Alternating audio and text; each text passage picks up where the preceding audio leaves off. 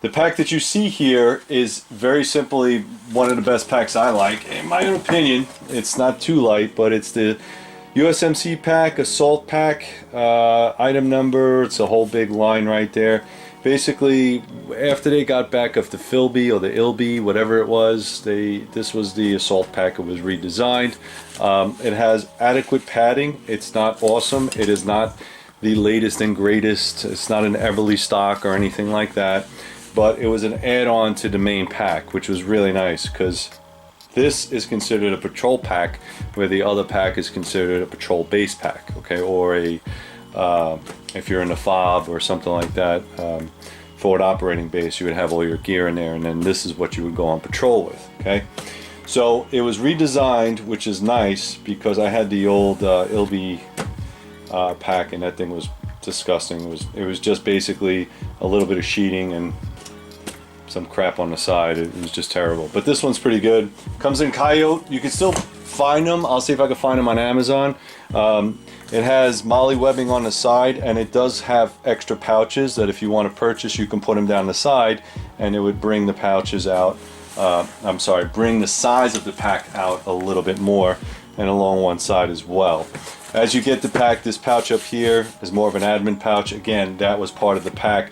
That was an extra, okay? It doesn't come with it. It just comes with this bottom piece right here, and it comes with this right here. Really nice zippers. They have the sealable zippers, or the water, I don't want to say waterproof, but I want to say watertight. It has this nice rubber seam on top, and what that does is it allows it for the water to bead off and not seep into your gear.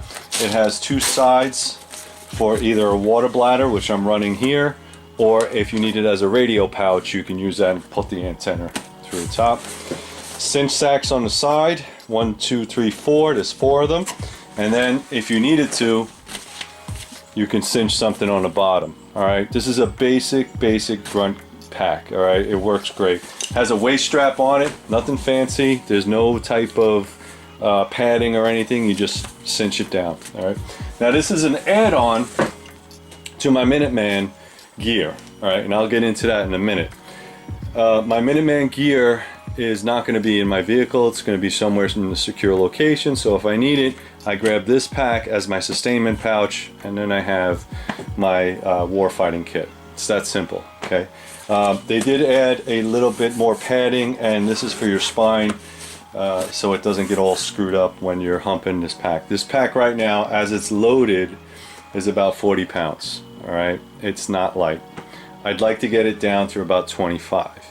However, it is winter, it's fall, and winter's coming up, so there's a lot more winter kit in here than there would be normally. All right, so if I took some of the winter gear out, it would be a lot lighter. But then you know what they say: pack light, freeze at night. Exactly. So I just wanted to have a little bit more comfort or winter kit items inside this bag in case I just got to grab it and go. I know I won't be freezing my ass off. Okay, so. What I'm going to do is, now that you guys see the pack, what I'm going to do is I'm going to pull everything out, put it on a nice table right here so you can see it, and we'll go through all the kit. Alright guys, I was able to pull everything out of the pack. Like I said, trust me, this is not one of those videos where I add extra crap and while off screen or anything like that. It's actually, I pulled everything out. And one thing I want to mention is, if it doesn't fit in the pack, it doesn't fit in the pack. I see a lot of videos where people put extra bags and shit on the side of it, and then I'm like, obviously you've never been in the military, you never went camping or hiking. Anything that's outside of that pack that can snag, it will. So have the bag on the outside completely empty or completely buttoned up. Okay, so if you want to add an extra pouch, that's fine. Make sure that pouch is made for the bag, and make sure that it is strapped in tightly, because if you're hanging stuff loose off the bag, it's going to sway, it's going to make noise, it's going to get caught on crap. So please don't do that. All right, that's really not smart. It's not tactical. It's not the way you move quietly if you're trying to be covert. All right, so let's talk a little bit about my shelter. Now, like I said, I'm going to be inside most of the vehicle most of the time, so I probably won't need half this stuff. If you guys already watched my videos on my vehicle preparedness, then you know that I have a lot of this stuff in there. If I get separated or have to leave my vehicle behind, that's why I have this stuff already pre-packed. Again, like I said, each climate is going to depend on what you're going to pack. If you're in a cold environment, such as I live in the Northeast, it gets cold. Or if you live down in Florida, it never gets cold. You probably won't need half this stuff, okay? Same thing, desert, jungle, all that kind of stuff, depending on where you live. All right. So for me, I like the Snug pack. All right, this is a jungle Snug pack. It's a fully insulated blanket. It's more of a mummy bag. It's very small. It's compact. It's more of a jungle. It's more of a jungle blanket. All right. You can also pack, and what I used to pack is the Ranger Roll or the Whoopie. It's about the same material. The thing that I like about this is that it's a bag, so it'll keep you a little bit warmer than the Whoopie, because you know, in the middle of the night you're rolling around, that kind of thing. I also added a bivy sack that goes with this, so that'll keep all the moisture and the rain off of it as well, giving me just a little bit more comfort and a little bit more R value. I also added this tarp. Now this tarp is super heavy duty waterproof, and I'll put the name down below. But it is a camo tarp. You don't need to get a camo tarp, but some type of thick tarp, okay? I see a lot of guys that use those painter tarps, or they use the blue tarps, and I'm not saying they're terrible, because they will work, but in a torrential downpour, or if you're in a very wet environment, typically those tarps don't last very long, all right? They'll rain right through. You get heavy snow load, that kind of thing, it's just gonna get beat up. Okay, it's not going to last very long. And also, if you're trying to hide out and not be seen, maybe a blue tarp is not really the way to go. So I just went with this camo one. Really good. I'll put the name down below. I also pack in there some bungees. I think it's important to set up your shelter right. And bungees makes it really quick. Now that being said, this is a very heavy duty tarp, okay? So understand that you're gonna have to pump that weight. That's part of the 40 pounds right there. So I got my shelter, I got my sleep system. All right, I also have some black bags. These are black garbage bags. Really great for any type of survival situation. Have your black garbage bags, okay? You can actually make a sleeping bag out of black garbage bags and wouldn't need half this stuff if you really want to go ultra light. Again, I live in the Northeast. When it's 6 degrees, I want as much comfort as I can get, okay? And this is just a Cedar Summit bag.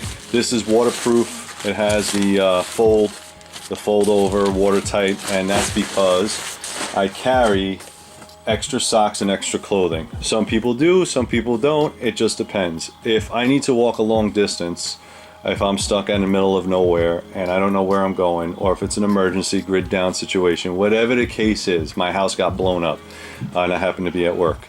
All right, I have a pair of socks in here, some skivvy shorts, and a t-shirt. Okay, just something to clean or to change over. After a while, what's going to happen is your skin is going to start to rot. Okay, if you cannot get hygiene, if you cannot maintain proper hygiene, your skin will rot off. It's just like anything else. You don't clean it, you don't wash it, it gets rotten. Same thing with your skin. So this goes inside the waterproof bag, along with some extra items I have here, which is my Carhartt Scully, keeps it warm, and then I have my leather insulated gloves. As you can see, these are well used. I like these because they are insulated, and you know, I've gotten out of a lot of trouble with these. But make sure you get some type of leather gloves. I know a lot of people like those tack gloves. Those tack gloves are great for what they're for. If you're doing a small, I don't know, insertion or whatever the hell it is, you're a SWAT guy, I get it. Okay, those are military, great. But for the long term, you're going to need to pick up some hot items or maybe start a fire, and you want something that's going to protect your hands, not melt to it, okay? So, warm hat, warm gloves. I also have a shema. I never go anywhere without a shema. I think it's important, okay? You can use that for medical devices. You can wrap your head with it. You can do all kinds of great stuff, okay? So this is my navigation kit. Now, you don't have to be this extensive on navigation, but I like to have everything in one spot, okay? So I have my Rand McNalls, I have my national park maps, New Jersey, which shouldn't even be a map anymore because I hate New Jersey. No offense, no offense. I'm kidding. I have my marker pens, all my maps. I have my military style, which you really don't need this if you don't have a topo map, but I've been planning on getting a topo map. I have 2 Suntone compasses. Okay, so I have this one, which is actually a really good one. This is the MC2. It also comes with a mirror, a couple different things. It has measurements on the side. It also has a magnifying glass, more of a survivalist type compass. Of course, you can do dead reckoning through here, and you can also use the mirror to signal if you need to. This is the backup Sunto. It just gives me a wrist compass a little bit more. Now, I do have a GPS. I do use it for hunting. I use it for when I'm camping, etc. But I just figured instead of doing that, I'm probably most likely, if I get stuck somewhere, it's going to be somewhere out of my car. I have GPSs in my car, so I could just use one of those. So I was just trying to double up on the compasses. All right. Also inside here, I have my miniature road atlas. I have Wilderness to Survive. Now these are all waterproof. Wilderness survival, edible mushrooms, medicinal plants, edible plants. Okay, these are inserts that you can buy on Amazon, and I'll put the links down below. They're just reference cards. All right, I think that it's important that if you are lost somewhere, whether it's in the city environment or on the road or whatever it is, that you have a little bit of material to maybe get you over that edge. Okay, again, to each his own. This is my kit. This is the way I choose to run it. If you have a different style, that's great. I'd love to hear about it. But that's my navigational kit. It fits inside this nice Coyote notebook case, so that's cool. Cordage, plenty of cordage. This is one of those spool tools, and it also has a lighter on there and a cutter. I think when you're making any type, if I had to do some, like I said, something crazy happens and I'm on the road somewhere, I like to have enough cordage. I have a fire kit right here. I have these cubes or trioxane. I also have a candle. I have a lighter, waterproof matches, and this is one of those dual, fire starters. It's okay. I don't like these. I like the fire stick better, but it's small enough that I could fit it in there. Again, I'm not trying to reinvent the wheel. I'm not trying to put the best fire starter ever. Just have a multiple ways of starting fire. Again, multiple ways of illumination. Inside here, I have chem lights. They're very cheap. I recommend getting different colors if you have to signal for help. I have a headlamp, and I have a really cheap flashlight in here. These are one of those Cree flashlights. All right, it works. And the reason I went with this is because it takes one AA battery. Okay, it doesn't take the 1, 2, 3 batteries. Now I know they're very popular, and you can get batteries anywhere. But for one AA battery, it does what I need it to do, which is to illuminate what I'm trying to illuminate, and then turn it off. It's no big deal.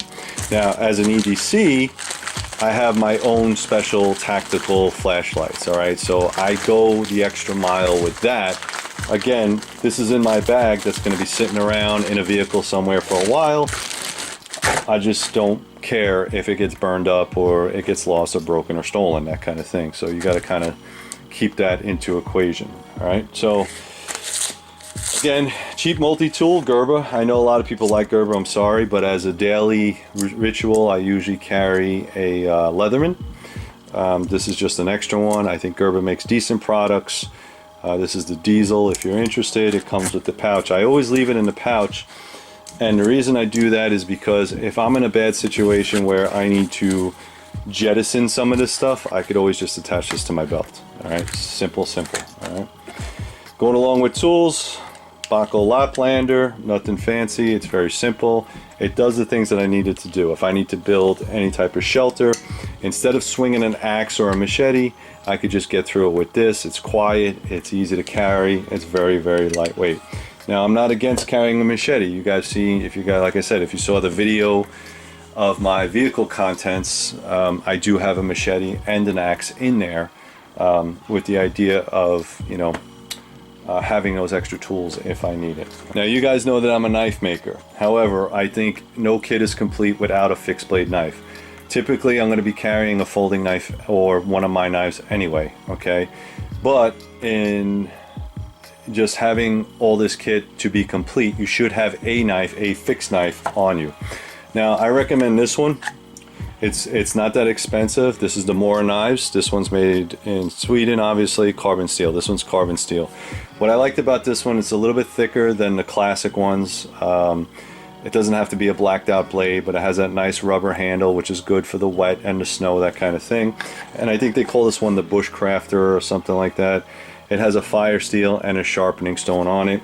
I'm not really a big fan of the way that this sheath is, because I think it sticks in there good enough, but I don't know how strong this is. Okay, it doesn't feel very strong, but for a pack knife or something that you are going to maybe use once or twice, or maybe need it for survival, it's adequate. It's extremely adequate. You don't have to buy a $1,000 knife just to get out of a bad situation. All right. Now, if you want a good knife, $1,000 knife, go to threeriverblades.com. I'll sell you whatever you need. All right. So, all right, let's talk a little bit about first aid. Now, first aid is not going to be trauma, okay? If you are trying to get away from somewhere, or you're stranded, or there's a major hurricane, or whatever the case is, yes, there could be some trauma issues, and I recommend to carry a trauma kit. With this kit, what I'm trying to do is just have enough kit or first aid items in here that is small enough to carry, that it's not overdrawn or it's not overdone, and be able to use the items that are in here that are most necessary. And the most necessary that you're going to run into is mostly pain. So you're either going to be pain because you've been walking for miles, right? So you got to take care of your feet. Maybe some Tylenol, maybe some bandages, something that's going to help you. Maybe you got bad diarrhea. Those kind of things are what's in here, okay? You should always carry a tourniquet with you, maybe a little quick clot, and of course carry some type of trauma bandage. But again, that's EDC, okay? This is not EDC. So what I'm talking about in here, very simply, all right, just a very simple kit. All right, it's not a lot of stuff in there. I got some sunscreen, small trauma shears, moleskin. Okay, so if you spent any time in the military, you know exactly what that is. I got some 5x9s. I got an ace bandage, some gloves. I got some Imodium tablets. All right. I got some regular band-aids, some gauze, and I think that's about it. All right.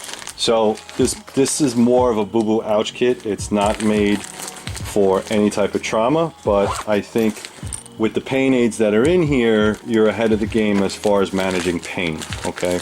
And like I said, if you're carrying whatever you're carrying and you're not in shape or whatever the case may be, you're probably going to need some type of pain aid to help you out. Okay, so that's really what this first aid kit is about. Nothing fancy, nothing too crazy. Okay, as far as water goes, I have my mini Soya. I leave the straw in there. You could also hook this up to a Camelback. You could also use the filter in the water, or you could also hook it up to a bottle. So you have this. All right, I think this one, I forget how many uses, like 100,000 uses, but it's a straw. It's a survival straw. Okay, I wouldn't necessarily use it for long term. You just use it for what you need it for. If you're stranded or you're stuck or you're doing your bug out, whatever it is, you have something that you can purify water. I also have inside this kit Purification Tablets. I also have here a Nalgene bottle that's stainless steel that I can boil water in. All right. Speaking of water, I usually just take a canteen cup. It doesn't matter what size. Some people like the larger one. I recommend stainless steel. I do not like aluminum cans. It leaves a funny taste in my mouth. I don't like it. So, haha, that's funny, right? I just prefer the stainless steel. I don't know if it's true about what they say about aluminum, if you cook aluminum or drink out of it. So inside here is empty except for this. These are like my napkins. It's just basic bandanas. You could also put a survival bandana in there if you like. And these are my eating utensils. So I have this, which is a fish hook, but I also have my titanium spork, or light my fire. So you can use either side. And I have, again, this is also good for cleaning if you need to clean up afterwards.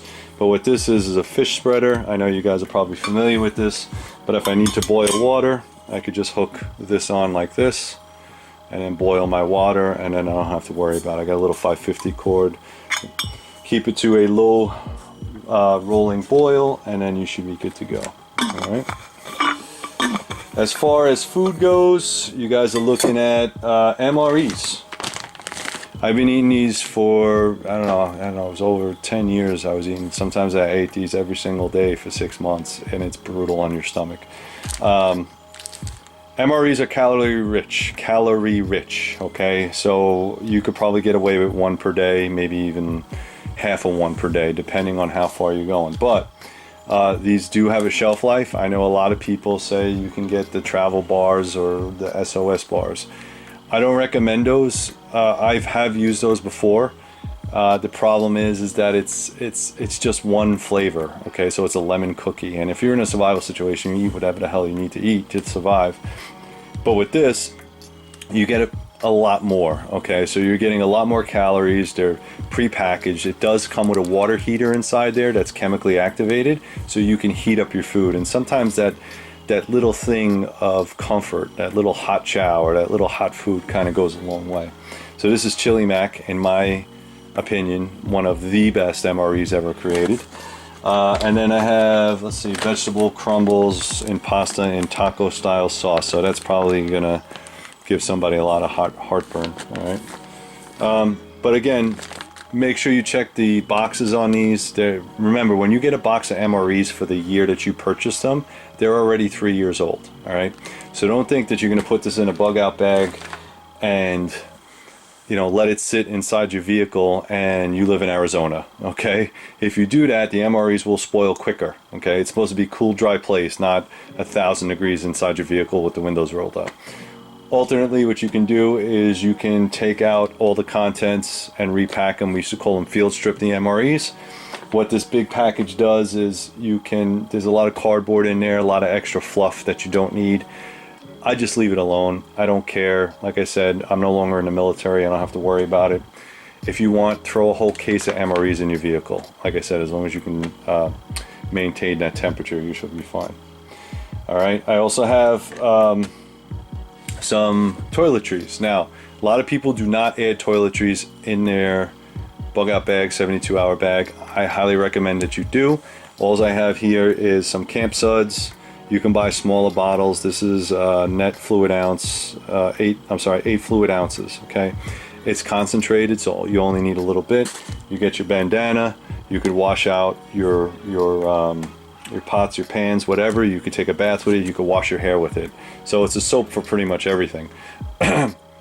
Toothbrush, toothpaste, very simple. You don't have to buy this. You can get the little travel kit. It doesn't matter. And of course, butt wipes or wet ones or whatever brand that you use. The reason is, like I said before, if you do not clean your body and you're doing day after day after day, you're going to develop rashes. Those rashes are going to turn into cuts and sores.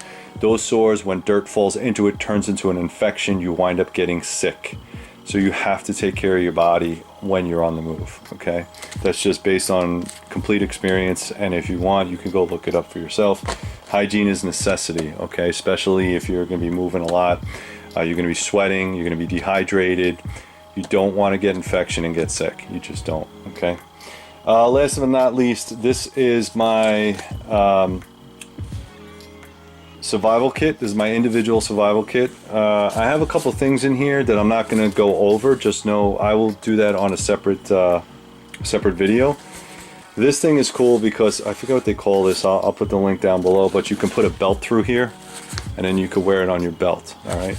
So everything that you have not seen on here is probably going to be in here. So I have a little extra water bottle, some tablets, another button compass. I got a little flashlight in there. I have the bags that you use for more water and stuff. And the reason I like this is because the little tins and those kind of things are okay. Those little survival kits, they're okay, and that's fine. But this is your survival kit, okay? I could literally take this out and give it to somebody else and have them survive with me if I have all this kit, and vice versa. Obviously I wouldn't have MREs, but that's why there's 2 there, right? So what this does is it's a force multiplier. It allows me to have 1 extra kit inside my 72-hour bag to give to somebody else if they need it. Okay, I do have a Silcock key in there. I know someone's going to ask me for that.